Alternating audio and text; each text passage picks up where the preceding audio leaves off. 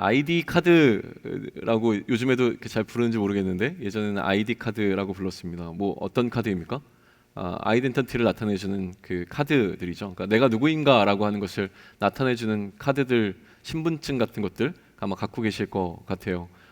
요즘에 뭐 학생증 뭐 이런 것도 잘 들고 다니시는지 잘 모르겠습니다.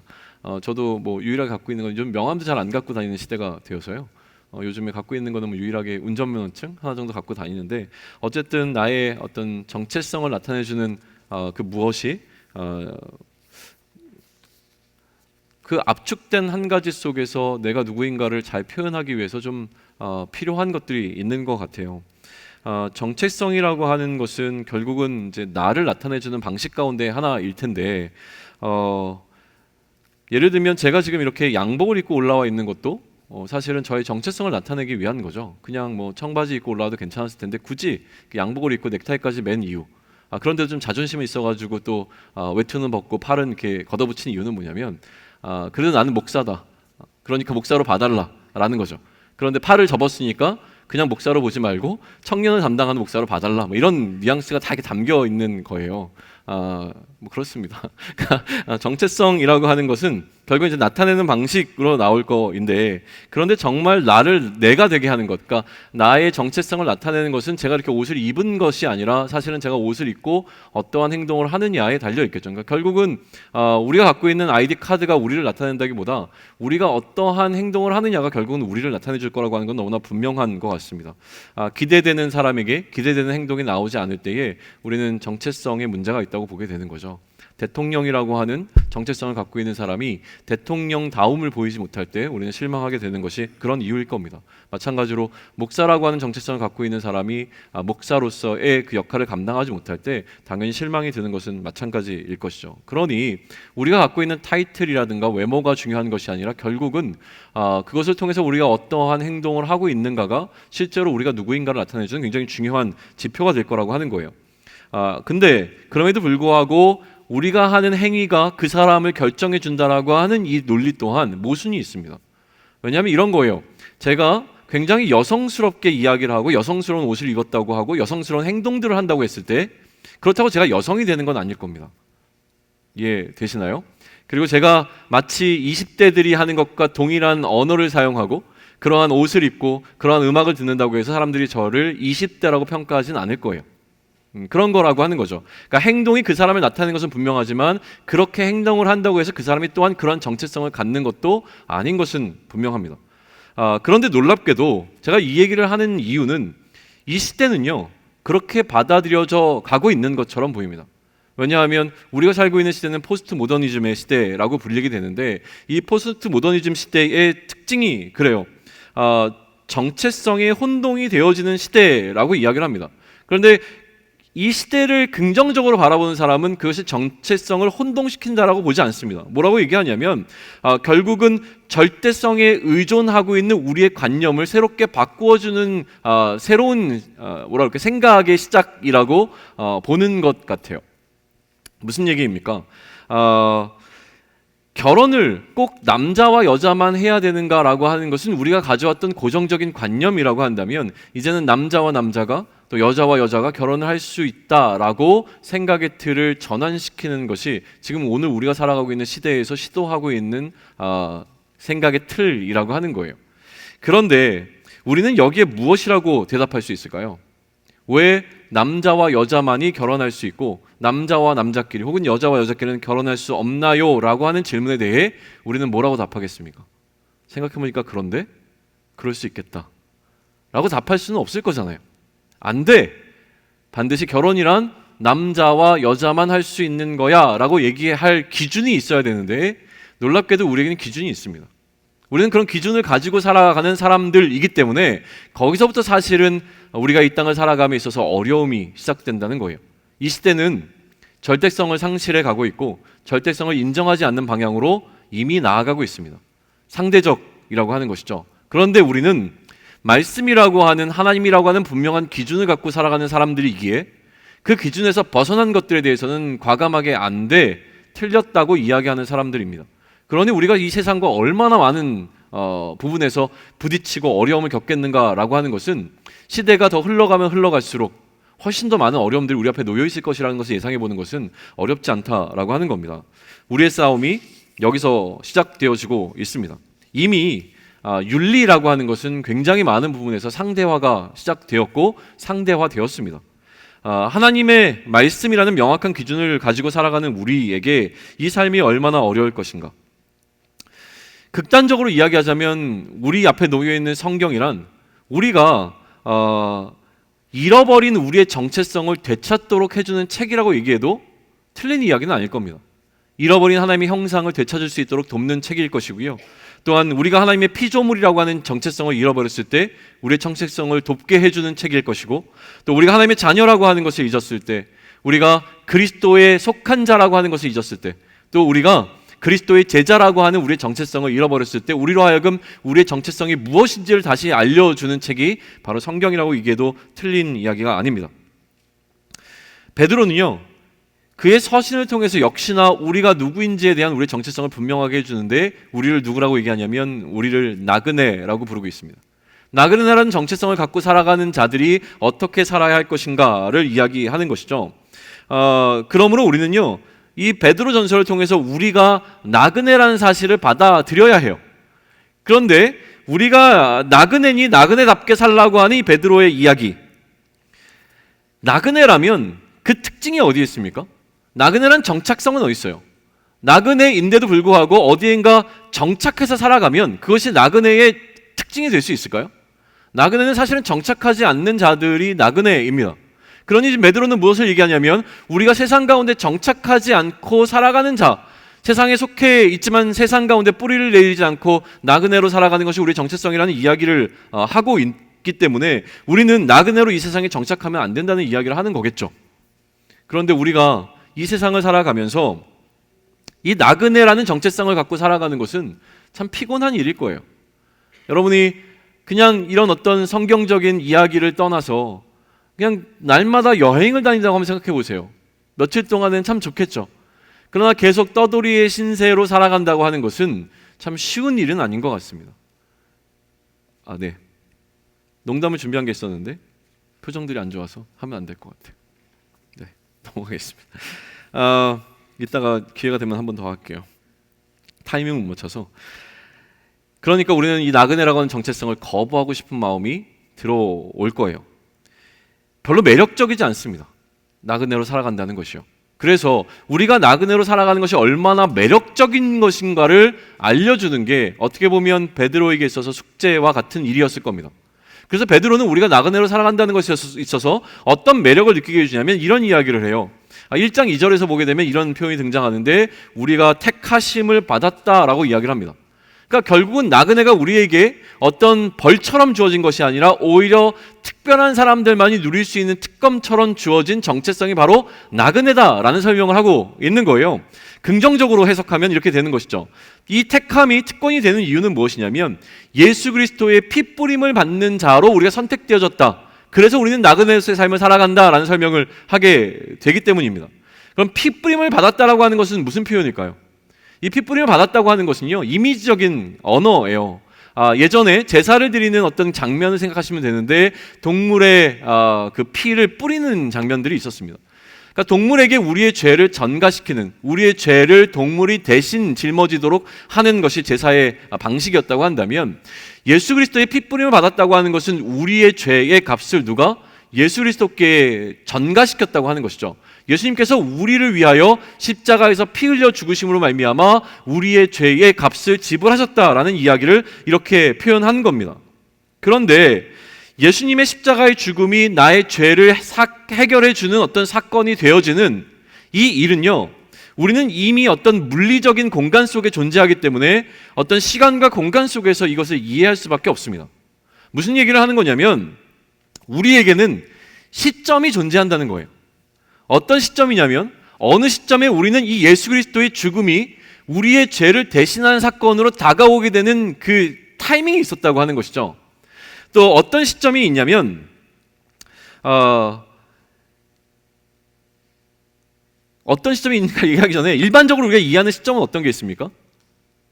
과거와 현재와 미래라고 하는 시점을 통해서 우리는 이 시간이라고 하는 것을 이해하는 것이 일반적이라고 하는 거예요. 그러면 우리에게 숙제는 무엇이냐면 이 과거와 현재와 미래라고 하는 시간의 이해 속에서 현재를 언제부터 언제까지로 현재로 잡으면 되겠는가라고 하는 것을 먼저 질문을 좀 던져보죠. 여러분에게 현재랑 언제부터 언제입니까? 우리가 현재라고 얘기하는 시간, 그리고 과거와 미래를 우리가 충분히 이해할 수 있다면 현재라고 하는 것의 범위를 잡는 것은 참 애매하다는 것도 알 겁니다. 현재라고 여겼던 순간들이 이미 과거로 가고 있고 미래라고 여겼던 순간들이 우리에게 현재로 다가오는 이 시간의 흐름 속에 있기 때문에 우리는 멈춰있는 존재가 아니기 때문에 현재라고 하는 것을 규정짓기는 굉장히 어려운 것 같아요. 그래서 시점에 따라 시간을 구분하는 적절한 방법은 사실은 과거와 현재와 미래라고 하는 구분보다는 어떤 사건을 기점으로 이 사건의 이전과 이후로 나는 것이 훨씬 더 쉬워 보입니다. 나그네의 어떤 시간 개념을 우리가 설명할 때 이렇게 설명을 해보면 어떨까라는 생각이 들어요. 제가 교회에 있다가 집으로 이동을 합니다. 그래서 교회에 있다가 나는 집에 갈 거야 라고 우리는 표현을 하죠. 그런데 사실은 교회에 있었던 시점이 있고 집에 있었던 시점이 있습니다. 근데 이 시점이 하나로 딱 붙어 있는 건 아니라는 것은 이해할 수 있을 거예요. 왜냐하면 이 교회에서 집에 가기까지 거쳐야 되는 과정들이 있기 때문에 그렇죠. 만약에 제가 교회에서 집으로 순식간에 이동한다면 교회와 집이 공간적으로 딱 붙어 있을 때만 가능한 일일 겁니다.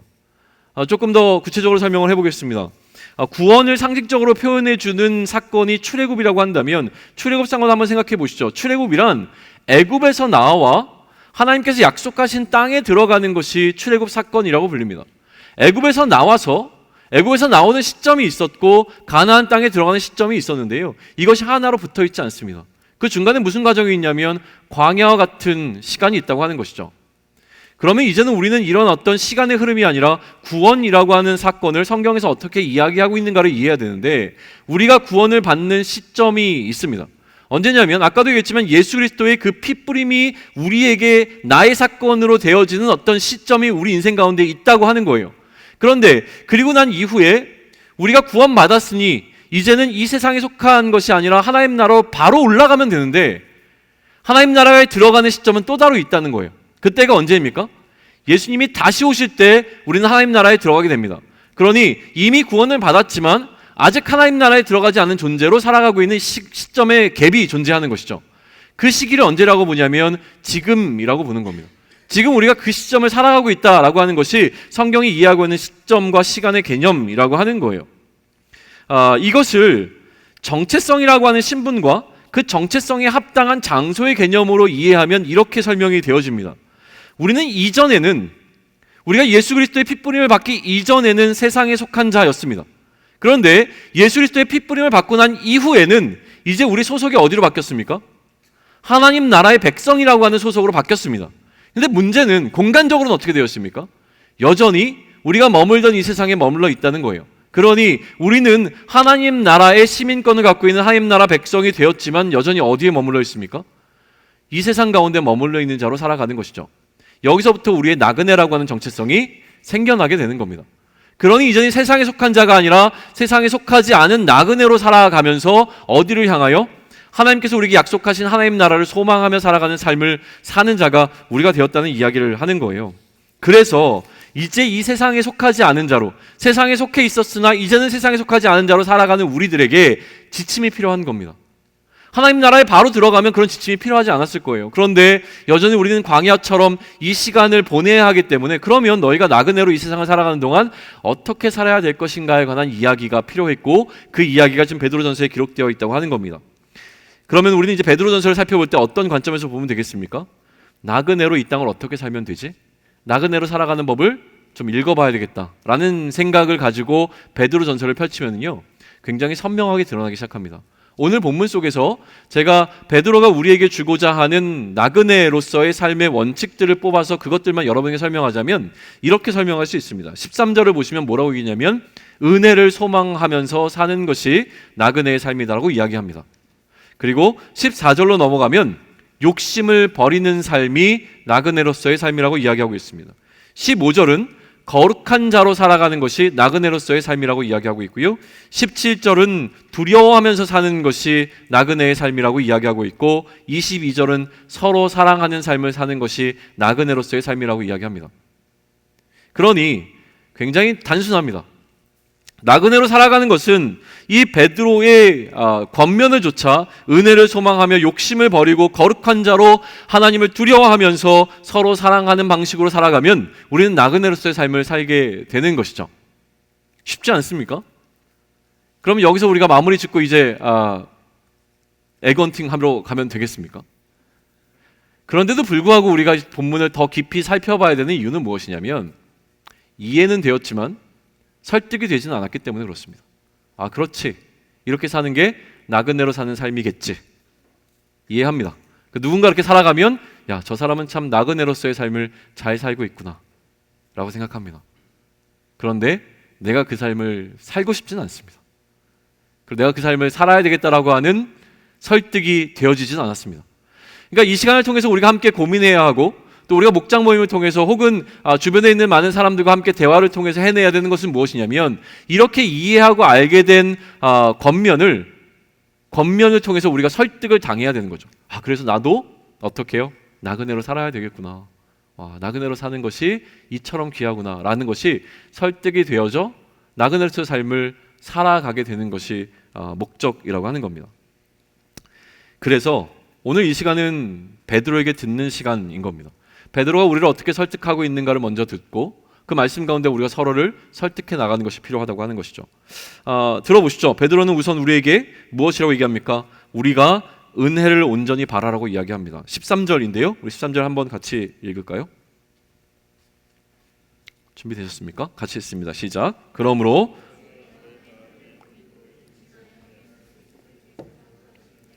너에게 가져다 주실 은혜를 온전히 바랄지어다.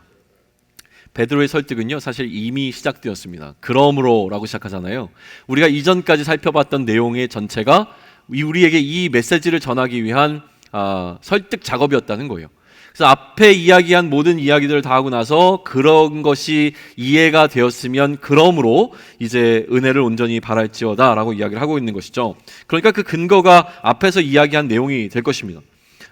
정말로 베드로는 우리가 알지 못하는 사이에 우리의 정체성에 관한 이야기를 이미 많이 했습니다. 그것들을 몇 가지 이제 대표적인 것들만 뽑아본다면 이렇습니다. 우리의 정체성은 택하심은 받은 자라는 이야기를 했고요. 우리는 거듭난 자라는 이야기를 했고 산소망을 가진 자라는 이야기도 했고 유업을 가진 자라는 이야기도 했습니다.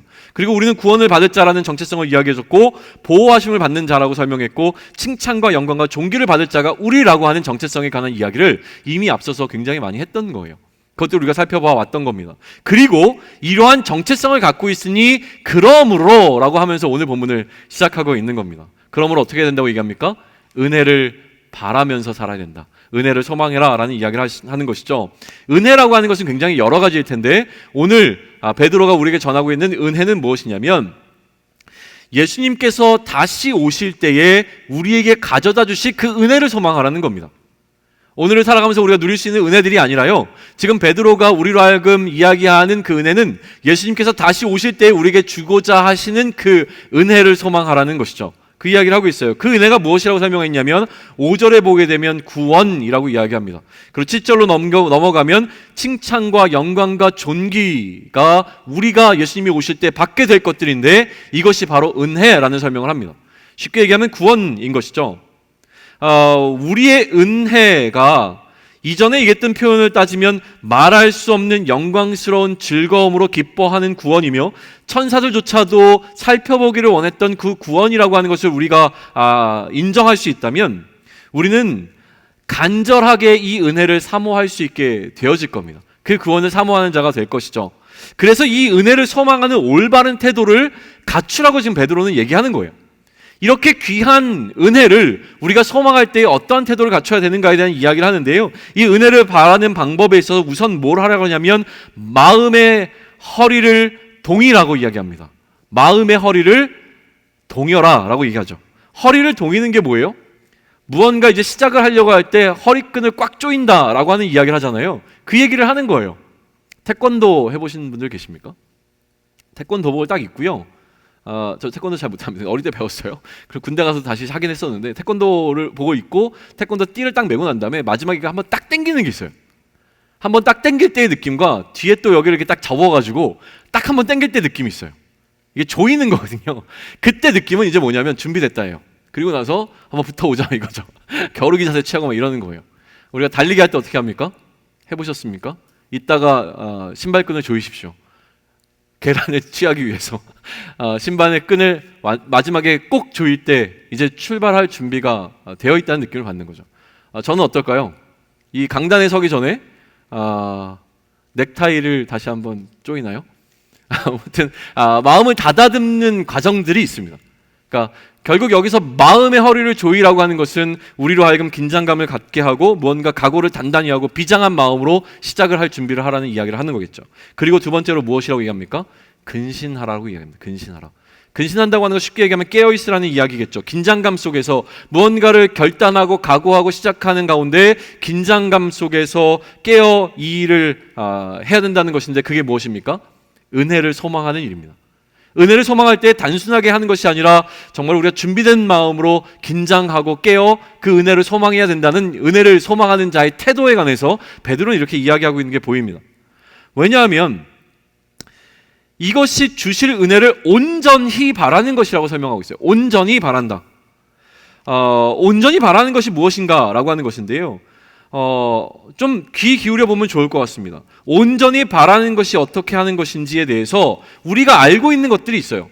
어떻게 은혜를 온전히 바랄 것인가. 자, 마음의 허리를 동이고 그리고 나서 근신하면서 은혜를 온전히 소망하는데 어떻게 하면 은혜를 온전히 소망할 수 있을까에 대해서 우리는 사실 성경을 펼쳐보지 않고도 알고 있는 이야기들을 할 수 있습니다. 근데 지금 우리는 뭘 하고 있습니까? 베드로의 이야기에 설득당하기를 원하는 마음이기 때문에 베드로가 뭐라고 얘기하는지 한번 살펴보시죠. 14절입니다. 우리 14절 다시 한번 같이 읽을까요? 준비되셨습니까? 읽습니다. 시작. 너희가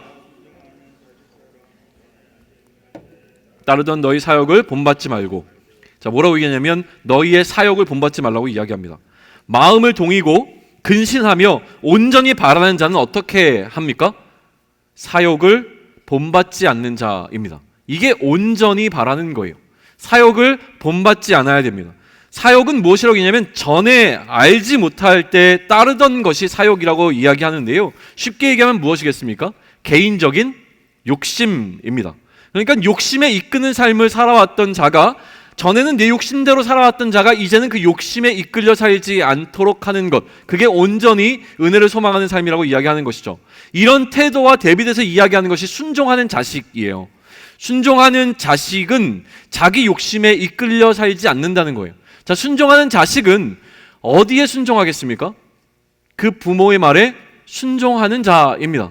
그러니까 자기가 하고 싶은 것을 컨트롤하고 어디에? 그 부모의 명령에 따라 사는 자가 순종하는 자식인데, 이 순종하는 자식처럼 자신의 욕심에 이끌려 사는 삶을 살지 말라라고 이야기하고 있는 것이 보이는 것이죠. 그래서 자기 욕심에 이끌리지 않는 자는 그러므로 모든 행실에 거룩한 자라고 설명하는데 그게 바로 15절과 16절입니다. 15절과 16절을 같이 읽습니다. 시작. 오직 너희를 부르신 거룩한 이처럼 너희도 모든 행실에 거룩한 자가 되라. 기록되었을 때 내가 거룩하니 너희도 거룩할지어다 하셨느니라. 자, 거룩의 정의가 먼저 필요한데요, 자기 욕심에 이끌리지 않는 자가 거룩한 자라고 설명하게 되는 이 논리의 흐름 속에서 우리는 거룩을 어떻게 정의할 것인가 라고 하는 것인데, 거룩은 쉽게 이야기하면 하나님께 속한 모든 것은 다 거룩한 것입니다. 하나님께 속한 것은 다 거룩한 것이라고 하면 우리 역시 거룩하기 위하여 누구에게 속해야 되냐면 하나님께 속하여야 된다고 하는 것이죠. 그러니 거룩하게 산다고 하는 것은 하나님께 속한 그 방식대로 살아가는 삶이 거룩한 삶이라고 하는 거예요. 자, 구별되었다라고 하는 것입니다. 하나님께 속해 있다는 것은 다른 것으로부터 하나님께로 구별되어 있다고 하는 것이기 때문에 거룩하게 산다라고 하는 표현을 다른 의미로 이해하면 구별된 삶을 산다라고도 이야기할 수 있는 것이 바로 거룩이라고 하는 거예요. 그러니 자기 욕심에 따라 사는 삶은 하나님께 속한 것이 아니라 누구에게 속해 있는 것입니까? 자기에게 속해 있는 것대로 사는 것입니다. 그럼 하나님께 속해 있는 것대로 산다는 것은 하나님의 뜻대로 사는 삶을 이야기하는 것이죠.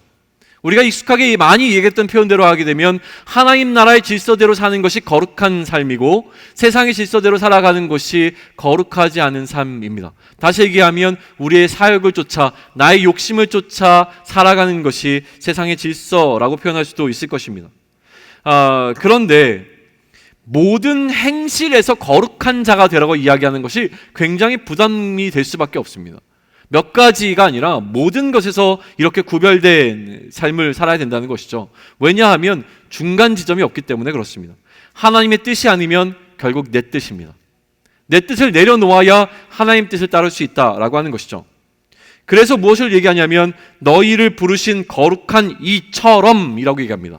우리를 부르신 거룩한 이신 하나님처럼, 다시 얘기하면 하나님의 뜻대로 사는 삶을 살아야 된다고 하죠. 우리가 본받아야 될 것은 단 한 분이신데 그분이 바로 하나님인 것에 대한 이야기를 하고 있어요. 우리는 하나님께 구별되어야 하고요, 하나님께서 우리를 부르신 목적 또한 우리를 하나님께로 구별되게 하기 위함이라는 것을 이해해야 됩니다. 그리고 17절에서는 우리가 이처럼 근신해야 되는 어떤 태도를 보이는 것에 대해서 조금 더 부가적인 설명을 주고 있는데 17절 우리 다시 한번 읽습니다. 같이 읽습니다. 시작. 외모로 보지 않고 사람의 행위대로 심판하시는 이를 너희가 아버지라 부른즉 너희가 나그네로 있을 때 두려움으로 지내라. 자, 나그네로 있을 때 어떻게 살라고 명확하게 얘기합니까? 두려움 가운데 지내라고 이야기합니다. 왜냐하면 아버지에 대한 올바른 이해가 있어야 되기 때문이에요. 이 올바른 이해가, 아버지가 누구인지를 올바로 이해하게 되면 우리는 이 나그네로 삶을 살아갈 때에 하나님을 두려워하는, 다시 얘기하면 경외하는 삶을 살면서 근신하여 깨어 은혜를 소망하는 삶을 살 수밖에 없다라는 이야기를 하는 것이죠. 아버지가 어떤 자라고 설명하냐면 아버지는 외모로 보시지 아니하시고 어떻게 우리의 행위대로 심판하시는 분이라는 설명을 하고 있습니다. 아버지의 이미지가 심판자로 그려지고 있는 것이 참 두렵습니다. 그런데 우리 아버지가 늘 심판자면 우리의 마음은 어떻겠어요? 아직까지는 제 2명의 아들들이 제 눈치를 봅니다. 살펴요. 그리고 제가 윽박지르면 먹힙니다. 아직까지는 그래요. 무서워합니다. 엄마 말은 무서워하지 않는데요, 제 말은 그래도 먹혀요. 아직까지는요. 그런데 항상 그러면 어떻겠습니까? 그러면 주눅들어 살 수밖에 없을 거잖아요. 근데 지금 뭐라고 얘기하냐면 때가 있다라고 얘기합니다. 때가 있다. 언제 하나님을, 그 아버지를 두려워하며 살라고 얘기하냐면 나그네로 있을 때에는 그렇게 하라는 겁니다. 나그네로 있을 때. 그게 우리에게 필요하기 때문에 이야기하는 것이죠. 우리는요, 어쩌면 이 아버지를 두려워하는 삶을 살기 위해서 설명되어지는 어떤 이야기를 마주하게 되는데, 이 이야기는 우리의 출생의 비밀에 관한 이야기처럼 읽을 수 있을 것 같다는 생각이 들어요. 출생의 비밀. 여러분 출생의 비밀을 좀 갖고 계십니까? 어떤 출생의 비밀을 갖고 계시나요? 저의 놀라운 출생의 비밀을 알려드려도 괜찮을까요? 제 조상이 말이었습니다. 그리고 알에서 태어났습니다. 그게 출생의 비밀입니다. 죄송합니다. 이걸 어떻게 부활절 계란과 연관시켜야 되는데 설명이 안 되네요. 농담이었습니다. 박혁거세가 알에서 태어났다는 이야기를 하는 건데요, 그런 출생의 비밀이 아니라 하나님께서 우리가 어떻게 하나님의 자녀가 되었는지 궁금하잖아요. 여러분이 어떻게 태어났는지에 대해서 전부 다 알고 계십니까? 어떻게 아셨어요? 누군가 알려준 것이죠. 우리가 알 수 없었잖아요. 지난번에 진겸이가 잠깐 서울 아산병원에 입원해 있어서 진겸이 만나러 아산병원에 온 가족이 같이 갔습니다. 가는 길에 이 아산병원에서 저희 첫째가 태어났거든요. 그래서 우리 첫째 아이에게 네가 이 병원에서 태어났다 라는 이야기를 들려주면서 그의 출생의 비밀에 관한 이야기들을 함께 나눴습니다. 마찬가지죠. 지금 성경에 나오고 있는 이야기, 우리가 좀 이따가 보게 될 이야기는 무엇이냐면 우리의 출생의 스토리입니다. 우리가 어떻게 하나님의 자녀가 되었는지에 관한 스토리를 알려주고 계시는데 흥미롭지 않으세요? 여러분 좀 흥미를 갖고 보셨으면 좋겠어요. 도대체 내가 어떻게 하나님의 자녀가 되었는가라는 이야기인데, 그런 관점에서 18절로부터 22절까지를 같이 한번 읽겠습니다. 준비되셨습니까? 같이 읽습니다. 시작. 너희가 알거니와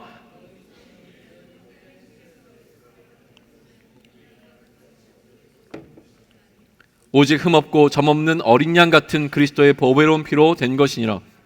그는 창세전부터 미리 알린 바 되시니나 이 말세에 너희를 위하여 나타내신 바 되었으니 너희는 그를 죽은 자 가운데서 살리시고 영광을 주신 하나님을 그리스도로 말미암아 믿는 자니 너희 믿음과 소망이 하나님께 있게 하셨느니라. 너희가 진리를 순종함으로 너희 영혼을 깨끗하게 하여 거짓이 없이 형제를 사랑하는 게 이르렀으니 마음으로 뜨겁게 서로 사랑하라. 너희가 알거니와 라고 이야기하는 것은 무엇이냐면 이미 이 베드로전서를 수신한 자들은 그들의 출생의 비밀을 알고 있었습니다. 알고 있는 출생의 비밀을 다시 한번 설명해 주는 것인데요. 그 이야기가 무엇입니까? 3절에 보게 되면 거듭나게 하신 것이라는 표현이 등장했었어요. 거듭나게 하신 것. 다시 태어난 스토리입니다. 그들이 처음 출생한 것이 아니라 거듭난 스토리라는 거예요. 다시 태어난 출생의 비밀을 이야기하는데, 예를 들면 예를 안 들겠습니다. 시간이 없어서. 어떻게 다시 태어났는가에 대해서 굉장히 드라마틱한 출생의 비밀들을 갖고 있는 사람들이 우리 가운데 있을 거예요. 우리는 이렇게 질문합니다. 어떻게 예수를 믿게 되었나요? 라는 질문은 당신은 어떻게 다시 태어나게 되었습니까? 라는 질문과 같고, 다시 태어난 이야기를 들을 때에 이 출생의 어마어마한 비밀을 듣게 되는 일들이 굉장히 많습니다. 저는 사실 없습니다. 저는 모태신앙이기 때문에 저의 특별한 출생의 비밀이 무엇인지 잘 알지를 못해요. 그러다 보니까 제가 특별히 하나님을 다시 태어났다고 여겨지는 어떤 순간들은 군대에서의 경험들을 이야기할 수밖에 없고요. 그거를 이제 자꾸 얘기하다 보니까 이제는 살이 붙었어요. 그래서 약간 각색된 내용들이 좀 있는 것 같아요. 실제로 그렇게 대단하지 않은데 막 대단한 이야기를 하고 싶으니까 막 하나님께서 저에게 어마어마한 감동을 주셔서 다시 태어난 것처럼 이제 얘기를 하지만, 사실은 저는 굉장히 자연스러웠습니다. 그게 제가 다시 태어난 출생의 비밀일 거예요. 그런데 다시 태어남이라고 하는 거듭남을 지금 18절에서 베드로는 어떻게 다시 정의 내리냐면, 너희 조상이 물려준 헛된 행실에서 대속함을 받은 것이 다시 태어남이라고 정의를 내리고 있어요. 이 다시 태어남은 어떤 것이라고 얘기하냐면, 은이나 금같이 없어질 것으로 된 것이 아니라 오직 흠없고 점없는 어린 양 같은 그리스도의 보배로운 피로 말미암아 대속함, 다시 얘기하면 그 죄값을 지불하는 일이 일어났다는 거예요. 은과 금이 아니라 그것보다 훨씬 귀한 예수 그리스도의 보혈의 피로 말미암아 너희가 어떻게 되었다? 다시 태어났다. 이 얘기를 먼저 하고 있는 것이죠. 그 다음에 우리의 출생의 가치를 조금 더 높여주는데 뭐라고 얘기하냐면, 흠없고 점없는 어린 양 같은 이라는 표현을 사용합니다.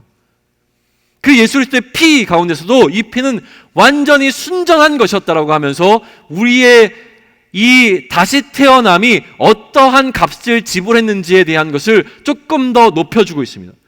한 번 더 높일 텐데요, 예수 그리스도의 대속의 값어치를 현실적으로 느낄 수 있게 해주는 어떤 장치 가운데 더 큰 감동은 무엇이냐면, 이 대속의 피는 지금 말세에 급하게 계획된 것이 아니라 언제부터? 창세 이전부터 계획된 것이라고 하는 이야기를 하면서 우리가 어떻게 다시 태어나게 되었는지, 태초 이전부터 하나님의 계획 가운데 우리의 다시 태어남이 계획되었고, 우리가 값을 매길 수 없는 그 예수 그리스도의 핏값으로 말미암아 우리가 다시 태어나게 되었다고 하는 것을 베드로는 우리에게 설명해 주고 있다고 하는 겁니다. 그게 20절까지의 이야기였어요. 그러므로 너희는 누구인가? 라고 하는 것을 설명할 때 21절이 등장합니다. 21절을 제가 읽겠습니다. 너희는 그를 죽은 자 가운데서 살리시고 영광을 주신 하나님을 그리스도로 말미암아 믿는 자니 너희 믿음과 소망이 하나님께 있게 하셨느니라. 너희를 죽은 자 가운데서 살리시고 영광을 주신 하나님을 그리스도로 말미암아 믿는 자가 된 것, 그게 다시 태어난 것이라는 설명 가운데 부과된 내용입니다. 우리의 믿음은 무엇이라고 했습니까? 예수를 그리스도로 믿는 믿음입니다. 예수를 그리스도로 믿는다고 하는 것은 예수를 하나님께서 보내신 그 그리스도로 믿는다라고 하는 것입니다.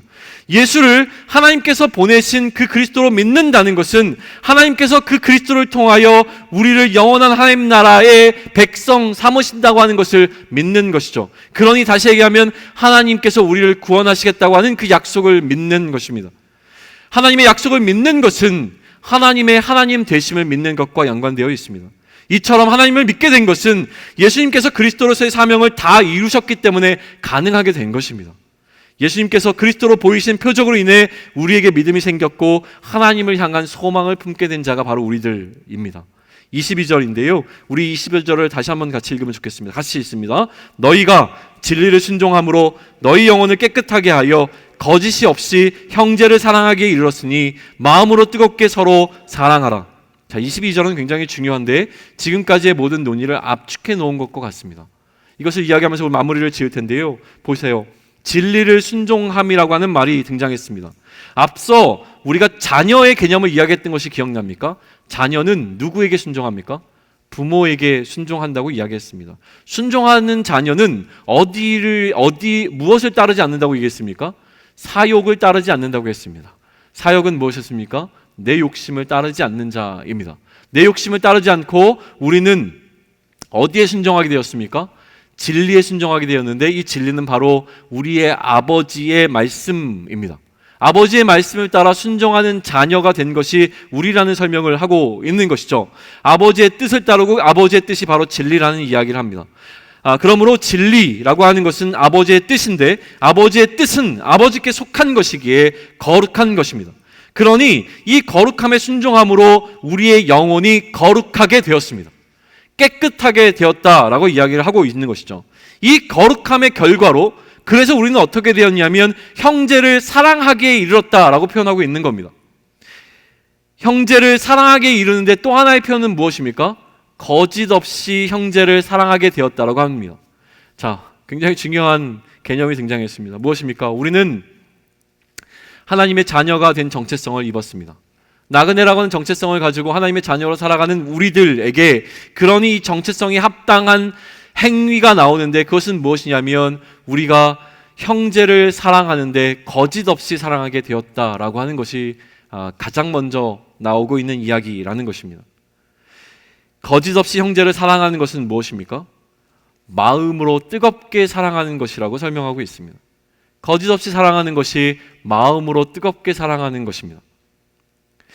우리의 사랑이 거짓이 되는 이유는 무엇이냐면 마음으로 뜨겁게 사랑하지 않을 때 거짓으로 사랑하는 것이 되어집니다. 우리가 우리의 사랑하는 지체들을 마음으로 뜨겁게 사랑하지 못하는 이유는 언제일까요? 우리 마음 가운데 그 사랑함에 대한 원망함이 일어날 때인 겁니다. 원망이라고 하는 것이 일어나는 이유는 무엇이냐면 내 마음에 족하지 않기 때문에 원망이 일어납니다. 내 뜻과 다르기 때문에 원망이 일어나는 것이죠. 다시 얘기하면 나의 사욕, 내 욕심과 맞지 않을 때에 원망이 일어납니다. 그러니 명확한 것이죠. 내 욕심을 따라 사는 자로 그대로 남아있게 되어지면, 내 욕심과 다른 어떤 것이 내 눈앞에 놓여 있을 때 우리에게는 원망이 일어난다는 겁니다. 그러니 정체성은 하나님의 자녀가 되었기에 하나님의 자녀인 것처럼 살아야 되니까 사랑을 하기는 사랑을 하는데, 그 사랑이 거짓된 사랑이 되는 것은 무엇입니까? 내 욕심대로 사랑할 때에 거짓된 사랑이 되어지는 겁니다. 어떤 것이 거짓된 사랑일까요? 우리는 겉으로는 여러분들을 사랑하고 서로를 사랑한다라고 이야기합니다. 근데 그 사랑하는 것조차도 나의 이익이 되어질 때만 사랑하는 사랑, 그게 바로 지금 이야기하는 우리의 사욕에 이끌려 하게 되어지는 사랑이고 거짓 사랑이라고 이야기하고 있습니다. 사욕은 나에게 속한 것이고 나에게 속하지 않은 것은 하나님께 속한 것입니다. 하나님에 속한 것이 거룩한 것입니다. 그러니 하나님께 속하지 않은 것은 또한 거룩하지 않은 것입니다. 사랑을 하지만 이것이 나의 사욕이라면 그 사랑은 거룩하지 않은 것이고 그 사랑은 거짓입니다. 거짓 없는 형제 사랑이라고 하는 것은 사욕이 들어가지 않은 사랑으로 사랑하는 것이 되어집니다. 사그네로 사는 동안 우리는 사랑이 가능하게 되었습니다. 어떤 사랑이 가능하게 되었냐면 거짓 없는 사랑이 가능하게 된 자들이니 마음으로 뜨겁게 사랑하는, 마음으로 뜨겁게 서로 사랑하는 자들이 되어야 하는 것입니다. 이게 우리가 마음을 동이고 근신하며 은혜를 소망할 때에 가능하게 되어지는 행위라고 하는 겁니다. 우리는 얼마나 마음으로 뜨겁게 서로 사랑할 수 있을까요? 한번 내가 우리의 지체들을 사랑하는 그 마음, 여러분들이 이 자리에 나와 있는 그 마음을 살펴보면 좋겠습니다. 우리가 형제를 사랑하는 것뿐만이 아니라 우리가 행하고 있는 모든 행위의 근본이 나의 욕심 가운데 나의 어떤 것을 채우기 위하여 하는 모든 것이라면 그것은 하나님께 속한 것이 아니라고 하는 것이죠. 그러니 그 어떤 것도 마음으로 뜨겁게 하는 것이 아닐 것입니다. 오늘 베드로는 우리에게 설득하고 있습니다. 뭐라고 얘기하고 있습니까? 우리가 형제를 사랑하는 것을 돌아보자고 이야기합니다. 우리가 만약에 나그네로 살아가는 자이고 앞서 이야기했던 이 모든 이야기가 우리 삶 가운데 나온다면 우리는 형제를 마음으로 뜨겁게 사랑할 수 있어야 됩니다. 어떻게 해요? 나의 사심을 버리고 나의 욕심을 버리고 나의 수하욕을 버리고 정말로 그 형제를 거짓 없이 사랑하는, 다시 얘기하면 우리에게 허락하신 나의 마음이 아니라 하나님의 마음으로 사랑하게 되어질 때에 그때 우리가 참으로 나그네로서의 삶을 살아갈 수 있게 된다고 이야기하는 것입니다. 이것이 가능하려면 우리는 그렇게 해야 되는 이유들을 찾아야 되는데요, 우리가 어떻게 이러한 정체성을 받았는가, 또 이 정체성으로 말미암아 우리가 어떠한 은혜를 입게 될 것인가라고 하는 것이 분명하게 이해되어질 때에 우리는 이 땅을 살아가면서 세상에 속해 있었던 우리의 사욕을 내려놓고 하나님의 마음으로 이 땅을 살아갈 수 있게 된다고 하는 것이 베드로가 오늘 우리에게 주고 있는 메시지입니다. 어떤 사람에게는 이것이 메시지로 다가갈 것이고 어떤 사람에게는 여전히 이해되지 않는 어떤 이야기로 끝날 것입니다. 그러나 우리가 베드로전서를 아직 끝까지 다 읽은 것이 아닙니다. 계속 베드로는 우리를 조금씩 설득해 나갈 겁니다. 그리고 저는 이 베드로의 메시지가 언젠가 우리의 마음을 돌이키게 하고 그 마음 가운데 우리의 욕심이 아니라, 내 욕심이 아니라 하나님께 속한 거룩한 생각과 하나님께 속한 그 거룩한 뜻에 따라 사는 삶으로 우리를 인도해 줄 것이라고 믿습니다. 그 믿음 가운데 우리 모두가 그 삶 살아내기 위하여 애쓸 수 있으면 좋겠습니다. 그 삶을 한번 증거해 보시면 좋겠는데요, 오늘 우리가 함께 하는 그 이후의 시간부터, 이 예배 시간 이후부터 우리는 형제를 향하여, 형제뿐만이 아닙니다, 형제가 남자만 가리키는 게 아니잖아요, 우리의 동료들을 향하여 그 사랑이 기꺼이 표현될 수 있으면 좋겠습니다. 내 욕심이 아닙니다. 하나님께서 우리에게 허락하신 이 동료들을, 선물과 같이 주어진 이 동역자들을 정말 귀하게 여길 수 있는 것이 우리의 말과 우리의 행동과 우리의 표정을 통해서 우리 공동체 가운데 가득 넘쳐나길 축원합니다. 축원합니다. 우리 좀 일어나서 찬양하면서 우리 주신 마음들을 다시 한번 정돈하도록 하겠습니다.